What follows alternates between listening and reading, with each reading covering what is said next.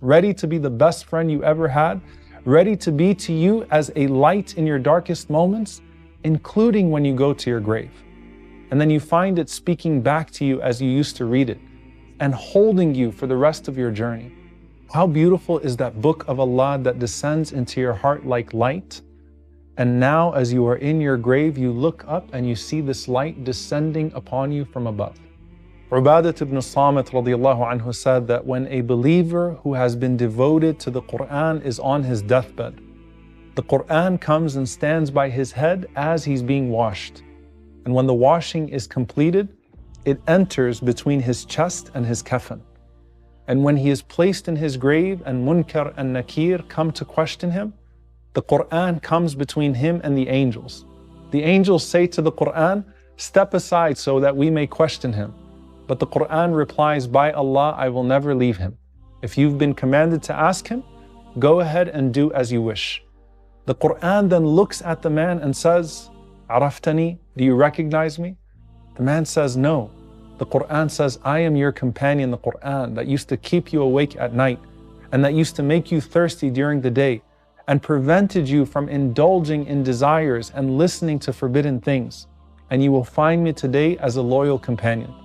The Quran then continues and says, "Rejoice, for after the questioning by Munkar and Nakir, you will no longer have any fear or sorrow." The angels leave him and the Quran ascends, requesting a mattress and a covering from Jannah for him. The believer is granted a mattress, a covering, and a lamp from paradise, along with some of its fragrant plants, which is carried by 1,000 angels from the nearest heaven. The Quran precedes them to the grave and says to the man, "Did you miss me after I left you? I remained with my Lord until He ordered a mattress and covering for you from paradise." The angels enter the grave.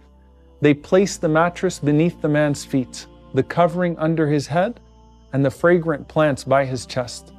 They place him on his right side and they leave. And the man remains gazing at the angels until they ascend to the heavens. Finally, the Quran will be placed near the man's head in the direction of the Qibla, continuing to expand the space of his grave according to Allah's will. Your recitation of the Quran and its presence in your heart is the most precious asset you carry into the barzakh. It's your companion when you're alone in your room, and now it's your companion when you're alone in your grave.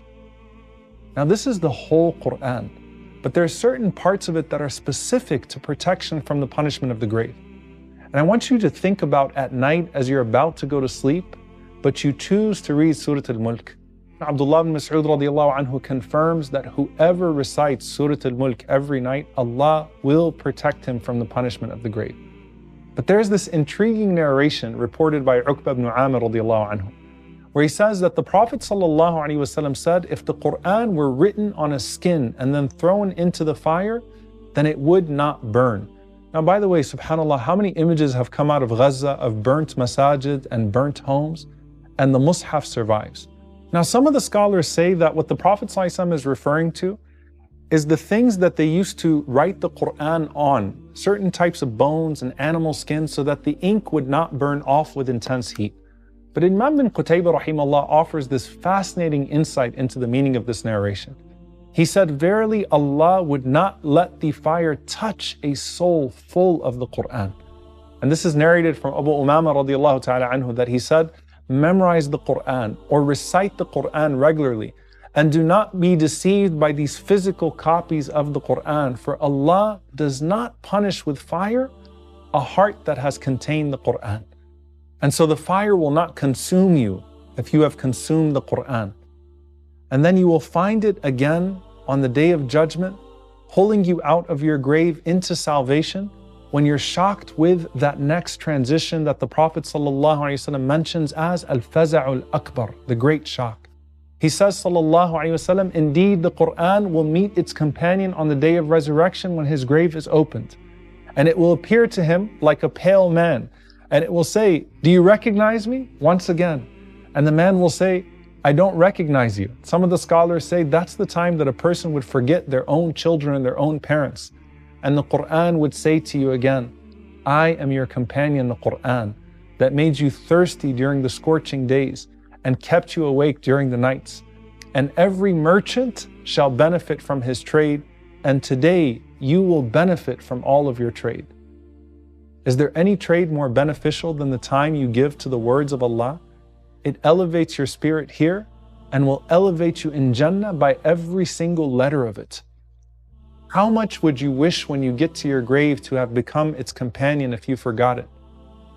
And even if it was your companion, how much more time would you have wished to have spent with this beloved friend? And if the dead could speak, what do you think they would tell you that they wish they did more of?